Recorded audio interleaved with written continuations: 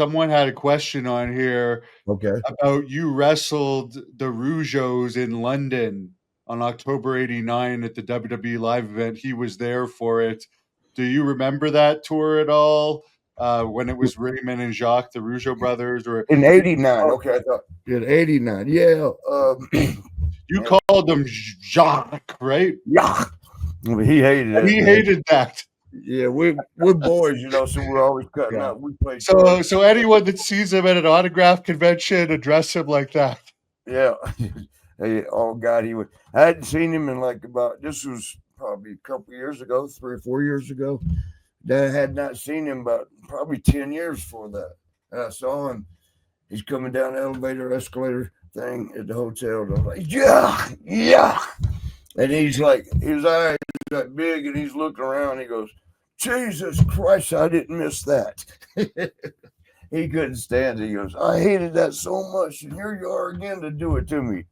But grinning and cutting up and shit. But yeah, Were you jealous that they got to sing their own theme song and you guys didn't? Because theirs was pretty good, actually, even though they sang it. But you guys are the rockers, and you don't get to sing. Are you that bad? We did sing. We sang.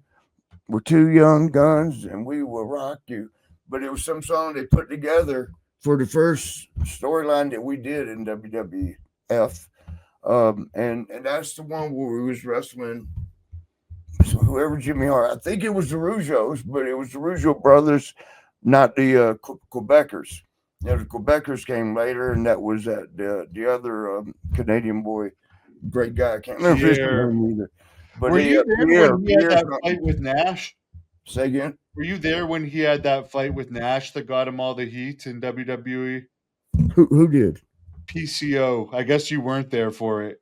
He refused to job to him in Montreal, and then are you talking about the Pirate, Quebecer Pierre? Yeah, I didn't know he got to fight with anybody. I thought one of the Rougeaus was Jacques Rougeau. Yeah. Had gotten in a fight with Davey Boy. It wasn't really a fight. It was kind of like Scott Hall and I was, a sucker punch out of nowhere. Yeah. Scott's was while I was asleep in his dressing room. This one, Davey Boy, Dynamite Kid was coming out of the catering room where we ate during the day on TV days. You remember that? And had 2 cups of coffee in his hand, and yuck. He was ready. He'd had. They said he had a roll of coins. Some said he had a. I didn't see it. Sean and I were actually in the dressing room, in the ring, doing what we usually would do, which was, try out, think about new moves, think about new combinations. Like we shot him that way, and you ran that way, and I go this way. And, we were always doing that on TV tapes. You had you up there all damn day. But so. We heard, we're out there in the ring going through stuff we might do that night. And we heard her yelling and screaming. It was just out of place. We're like, what the hell? We didn't find out till later that was, when Dynamite came out with 2 cups of coffee, I guess Rougeau caught him, knocked him down. And, Raymond, his brother, was actually a boxer, pretty good, evidently, and he was yelling instructions. The yelling we were hearing was him yelling instructions in French. And Pat, was Pat Patterson, actually had come by, and he's screaming at him to stop, break it up, and all that. But they said the ones that did see it.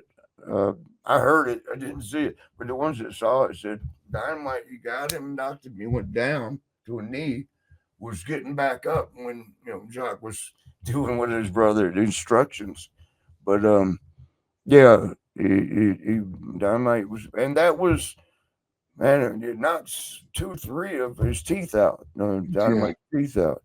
And, Kurt Hennig, always the pranksters, like, hey, we got a new guy in the territory. He's like, talking about Dynamite. He said, he came up to me just making fun of how he, talks with that, like a lisp now because his teeth were out. But yeah, and You want to know Well, what's weird though that they never would do now? They still sent Ray on the road with the broken leg. He still had to make his shots. Now people will be off for like 6 months over the smallest injuries. Whereas you mentioned Ray couldn't fight that day, but they were still making him show up at the towns with the broken leg. yeah, a lot of change came, especially through WCW, because they had the injured reserve list. When you would get hurt, they put you on the IR, on the injured reserve list, and you were getting paid while you were sitting at home. And so many of the boys went all the way with that, and then I guess it trickled over to WWF, same kind of thing. The guys were getting taken care of during their injury, so they would sit home and get paid. I mean, so like if they wasn't in a major storyline, they had no incentive to want to go on the road.